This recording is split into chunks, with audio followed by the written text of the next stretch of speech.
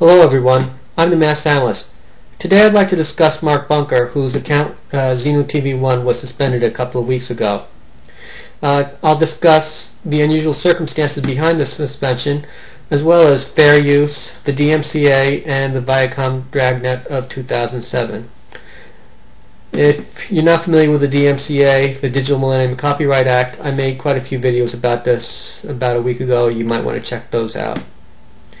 Now, I'll be talking about how an understanding that Viacom had with the Electronic Frontier Foundation may be the basis for helping Mark get his account back.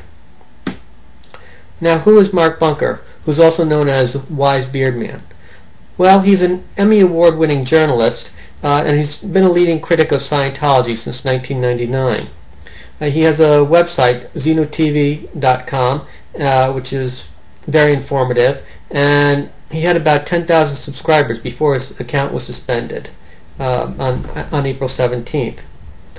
Now, just before his account was suspended, he'd released a trailer of an interview he was about to conduct with Jason Beghe, a famous actor who had been a member of Scientology for quite a few years. He just recently left Scientology and is now a vocal critic of the church. And a lot of people were about to watch that video, but plans kind of got screwed up when Mark lost his account a couple of weeks ago. Mark Bunker is also the voice of moderation. Scientology came under attack, I guess back in January. Their website was brought down through denial of service attacks by Anonymous, and he made a video on YouTube which had a major role in getting Anonymous to stop their attacks. Now, he isn't the leader of Anonymous. Anonymous has no leaders, but he's someone that many people who are anonymous will listen to and respect. So he's really not a wild-eyed incendiary. If anything, he's been the voice of moderation, and his voice really should be on YouTube. Now I'd like to say a couple of words about Scientology. Scientology was founded by science fiction writer L. Ron Hubbard, who is quoted as having said, "Writing for a penny a word is ridiculous. If a man really wanted to make $1 million, the best way to do it would be to start his own religion." Now, many people who have looked at Scientology have concluded that it is a harmful cult that destroys families and sucks money out of its followers in the name of religion. It certainly has a litigious history and has developed quite the reputation of using intimidation tactics and dirty tricks to silence its critics. I'll post a link to my website where I discuss Scientology in the sidebar, as well as a link to a Nightline interview with Jenna Miscavige-Hill, who is the niece of the current leader of Scientology, David Miscavige. She grew up in the church, and she left it and is now quite the critic of the church. I'll also post links to Scientology's website as well as to another pro-Scientology website, and you can look it all over, form your own opinions as to whether Scientology is really a religion or whether it's just a scam masquerading as a religion. So you form your own opinion on that.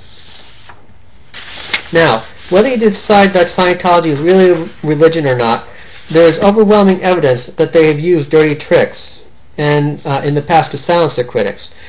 That is a lesson you need to understand, since it may, and I stress may, be a relevant factor in the censorship of Mark Bunker.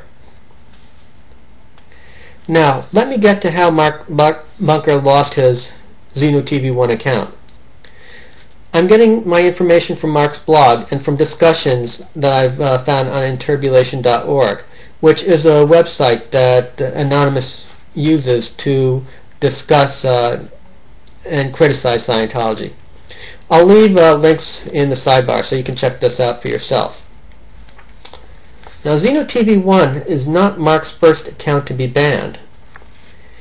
He used to have two other accounts, one named Xenutv and one which was a private account, and they both were suspended at the same time in early February. Both these accounts were suspended because they violated YouTube's copyright policy. As you may know, once YouTube suspends you for copyright infractions, you are suspended forever, and you may not start a new account here. If you do, you are in violation of their terms of service. And if YouTube finds out about it, they'll suspend your new account as well, and they'll keep on suspending you whenever you sign up. So technically, Mark was in violation of YouTube's unnecessarily draconian rule when he signed up for his Xenutv 1 account, after his original accounts were banned. Someone evidently ratted out Mark's Xenutv 1 account to YouTube, just as Mark was about to post a major 2-hour interview with Jason Beghe. And this was a big deal, because Mark had made a teaser of the video which received 595,000 views. There was bound to be widespread coverage of the Jason Beghe interview because a lot of people in the media were watching Mark's channel, but unfortunately it was suspended just before the big interview was supposed to go up. So this kind of put a fly in the ointment. Now, because of Scientology's history of censoring its critics, and because of the timing of Mark's recent suspension, it's easy to conclude that it was a Scientologist who ratted out Mark to shut him up. However, the folks at YouTube have told Mark that it wasn't a Scientologist who had snitched on him. They wouldn't tell him who the snitch was, but they stated quite clearly that whoever snitched, snitched for a reason that had nothing to do with Scientology. Now, how could the people at YouTube know that the rat who snitched on Mark wasn't a Scientologist? There are only two possible scenarios that I can see. Number one, YouTube has taken Scientology's money for a major campaign on Scientology's behalf. Maybe the folks who run YouTube feel indebted to their advertisers to hide their role in getting Mark banned again. So it's possible that the folks at YouTube could be lying through their teeth to help the Scientologists clear up hide their dirty deeds. Or maybe, just maybe, scenario two, maybe the people at YouTube are telling the truth. If they are telling the truth, then they would have to have known the individual who ratted out Mark fairly well. And they would have had to have known that this individual wasn't a Scientologist. I mean, how could they make the claim that it had nothing to do with Scientology if they didn't know that he wasn't a Scientologist? And how could they have made that claim if they didn't have any prior experience with this individual? Although it appears like YouTube is engaging in a cover-up for Scientology, my gut feeling tells me that this really isn't the case. My gut feeling, and don't ask me why, is that YouTube is telling us the truth. In any case, I really need to see more solid evidence before accusing YouTube of lying about this.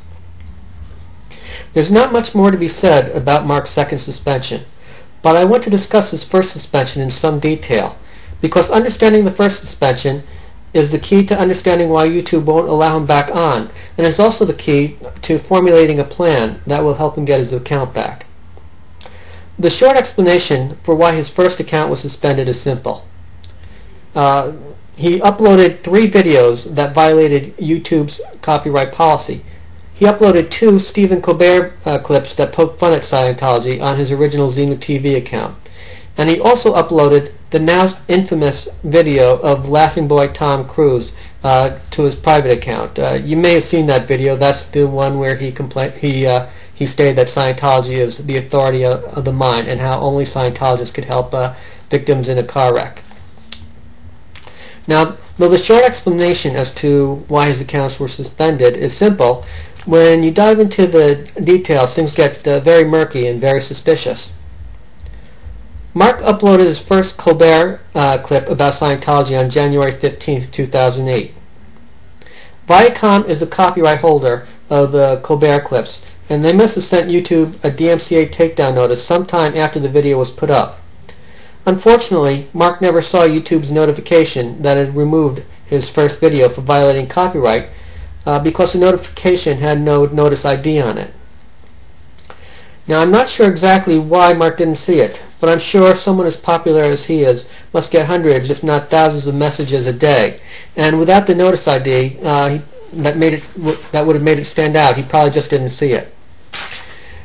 Now, Mark also put up a second Colbert clip on Scientology on February 2nd, and Viacom sent in a DMCA takedown notice over this. Now, here's what's so very strange. According to Bunker, he didn't even have a chance to react to this takedown notice before YouTube suspended his account.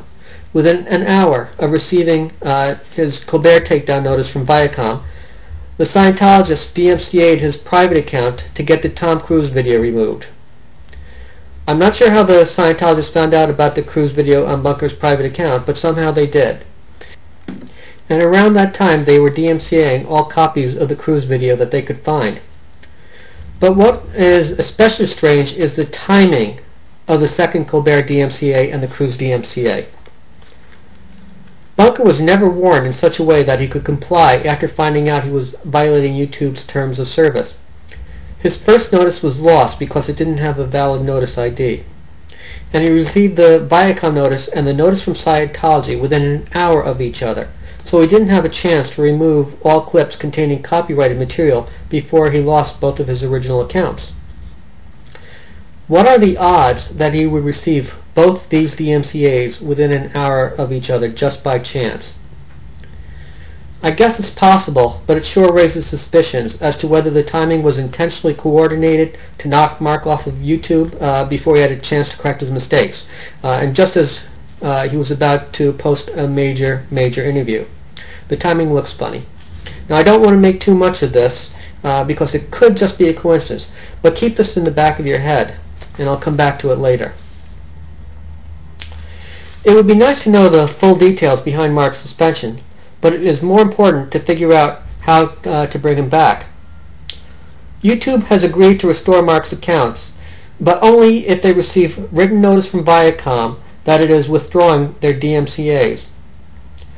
Mark has told Viacom about his situation, but Viacom didn't respond directly to him. Instead, it was Beghe TSP, a service that Viacom is using to enforce its copyright, that replied to Mark's appeal for mercy, and they just replied with a 2-sentence letter. I'll post a link to Mark's blog where you can see the letter for yourself. The letter stated that Mark's postings were, and I'm quoting now, clearing infringing. I think they meant to say that Mark was clearly infringing on their copyright, but it looks like the clown who wrote this letter had trouble constructing a simple sentence. I certainly hope that this guy wasn't the one who made the analysis of whether Mark's usage of the clips fell within fair use or not. If he can't even construct a 2-sentence letter without making a gross error in his writing, then I really doubt he's qualified to carry out a complex fair use analysis. And the key to getting Bunker's account back is to conduct a fair use analysis that can persuade Viacom that Mark wasn't so clearly infringing.